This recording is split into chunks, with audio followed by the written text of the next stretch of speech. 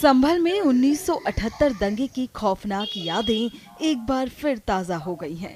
स्थानीय शिकायत के बाद जिला प्रशासन ने उस बंद पड़े कुएं की खुदाई शुरू करा दी है, जिसमें दंगे के दौरान रामशरण रस्तोगी की हत्या के बाद उनका शव फेंके जाने का आरोप सामने आया था। डीएम डॉक्टर राजेंद्र पेंसिया और एसपी कृष्ण कुमार विश्नोई के निर्देश पर नगर पालिका की टीम ने सिटी मजिस्ट्रेट और ईओ की मौजूदगी में खुदाई शुरू कराई है। दशकों पुराने इस कुएं के मलबे और झाड़ियों को साफ किया जा रहा है और सुरक्षा के मद्देनजर क्षेत्र की घेराबंदी करा दी गई है।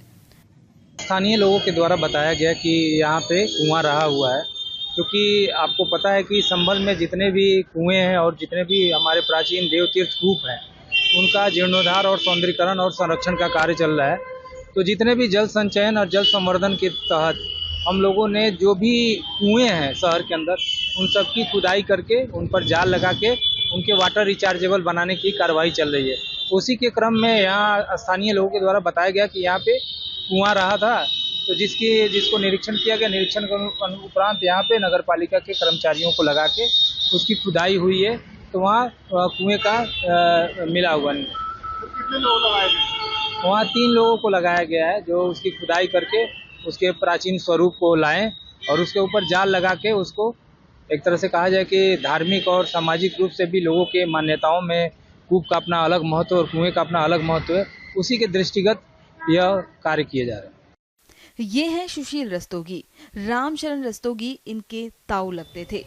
1978 के दंगे में इनके ताऊ को इसी कुएं में मार के फेंक दिया गया था।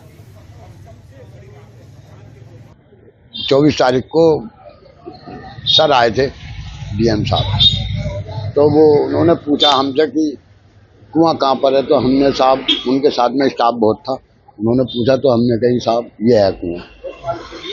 तो बोले इसमें क्या है क्या ना है, तो हमने कहा साहब हमारे ताऊ को मार के इसके अंदर डाल दिया। पहले हमारे पापा बैठते थे, अब हम दोनों भाई बैठते। फिर क्या वाकया हुआ था उस समय जब? कहाँ का सर? उस समय जो बता रहे थे आप, आपके ताऊजी बैठते थे, फिर क्या हादसा हुआ था? तो वो झगड़ा हो गया था बाजार के अंदर, बलवा हुआ था। हाँ, तो वो उसमें हमारे पिताजी तो चले गए थे, हमारे ताऊ जी बैठे रहे। तो अब वो जो है क्या नाम है, हम जो है स्कूल में पढ़ते थे सर, हमें तो ज्यादा जानकारी है नहीं, समझे। तो वो तमाम आगजनी होनी शुरू हो गई थी, सब बाजार जला दिया था पूरा। किसने जलाया था? सब लोगों ने जलाया साहब, हमें न पता, हम तो अपने घर में, हमारी माँ ने हमें दुपका के घर में घुसेड़ लिया, बोले कहीं मत निकलो घर में से बाहर, बस हमें और ज्यादा न पता साहब, जब तो हम स्कूल में ही पढ़ते थे। तो फिर क्या हुआ था उनके साथ? कहाँ उनकी बॉडी मिली? कुएं में 4 रोज के बाद। तो दुकान पे बैठे हुए थे उस समय? हाँ, दुकान पर। लूटपाट कुछ क्या हुआ था उस समय? यही पता चली साहब, वहाँ दुकान लूट ली, आग लगा दी, बस ये पता चली बाबूजी। कितने साल पुरानी बात होगी ये? सन 78 की है, 1978। तो इस कुएं की खुदाई हो रही है जी। डीएम साहब ने बोला था? ना बोला नहीं था साहब, वो तो हमसे उन्होंने पूछी थी कि कुआं कहाँ है, तो हमने कहा साहब कुआं ये है। खुदाई हो रही है जी।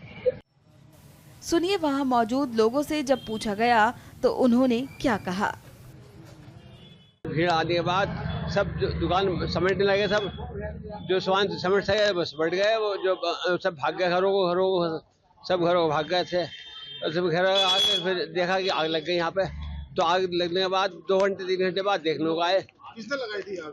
मुसलमानों ने वहाँ पे कांड करा था मरालाल फड़ पे, और वही भीड़ इधर को आई थी आग लगाने के लिए।